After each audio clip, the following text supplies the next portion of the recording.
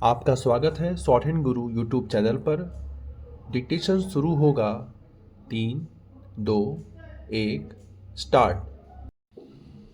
इस पर बहस होना तय है कि 8वीं कक्षा के विद्यार्थियों को यह पढ़ाना कितना सही है कि भ्रष्टाचार, लंबित मुकदमों की बड़ी संख्या और न्यायाधीशों की पर्याप्त कमी न्यायिक प्रणाली के सामने आने वाली चुनौतियों में शामिल है।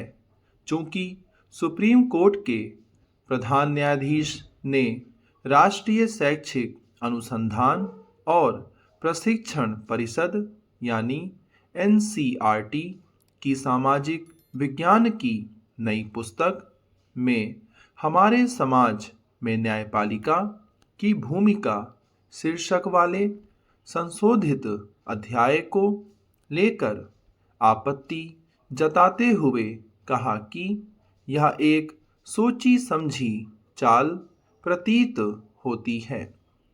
इसलिए संभव है कि इस पुस्तक से उक्त अध्याय हटा दिया जाए। जो भी हो, यदि ऐसा होता है तो इससे न्यायपालिका में भ्रष्टाचार का प्रश्न ओझल होने वाला नहीं है। न्यायपालिका में भ्रष्टाचार के अनेक मामले सामने आ चुके हैं और उन पर व्यापक चर्चा भी होती रहती है। हाल में सबसे अधिक चर्चा हुई दिल्ली उच्च न्यायालय के न्यायाधीश रहे यशवंत वर्मा के भ्रष्टाचार की। उनके आवास से करोड़ों के अधजले नोट बरामद किए गए थे। चूंकि उनके खिलाफ महाभियोग की प्रक्रिया अभी पूरी नहीं हो सकी है, इसलिए वे अपने पद पर बने हुए हैं।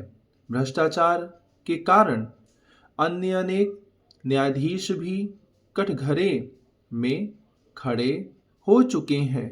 इनमें से कई न्यायाधीशों के खिलाफ महाभियोग की प्रक्रिया शुरू हुई, लेकिन किसी के भी विरुद्ध वह अंजाम तक नहीं पहुंच सकी। इसका यह मतलब नहीं हो सकता कि न्यायपालिका में भ्रष्टाचार है ही नहीं। एनसीईआरटी की पहले की पुस्तक में भी न्यायपालिका के बारे में उल्लेख था, लेकिन वह न्यायालयों की संरचना और भूमिका तक सीमित था। यह कहना कठिन है कि एनसीईआरटी ने क्या सोचकर न्यायपालिका वाले पाठ को संशोधित किया और उसमें लंबित मुकदमों का विवरण आदि देते हुए सुप्रीम कोर्ट के पूर्व प्रधान न्यायाधीश बी.आर. गवई के इस कथन का भी उल्लेख किया कि न्यायपालिका के भीतर भ्रष्टाचार की घटनाओं का जनता के भरोसे पर नकारात्मक प्रभाव पड़ता है।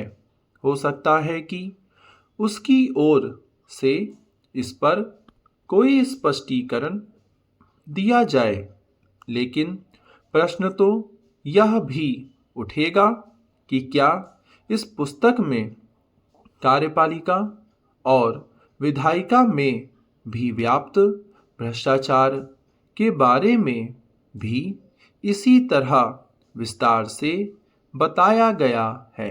भ्रष्टाचार व्यवस्था के किसी एक अंग तक सीमित नहीं है, वह व्यवस्था के हर अंग में व्याप्त है और चिंता की बात यह है कि उस पर लगाम लगती नहीं दिख रही है।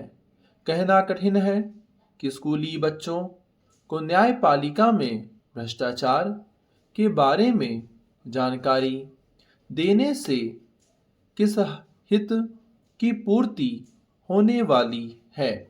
लेकिन इसमें दो राय नहीं कि न्यायपालिका तंत्र के साथ हर क्षेत्र में फैले भ्रष्टाचार पर अंकुश लगाने के ठोस उपाय किए जाने चाहिए। चैनल को सब्सक्राइब करना ना भूलें फ्यूचर के डिक्टेशन और लाइव स्टेनो स्किल टेस्ट देने के लिए। साथ में लाइक और शेयर जरूर करें वीडियो को। धन्यवाद।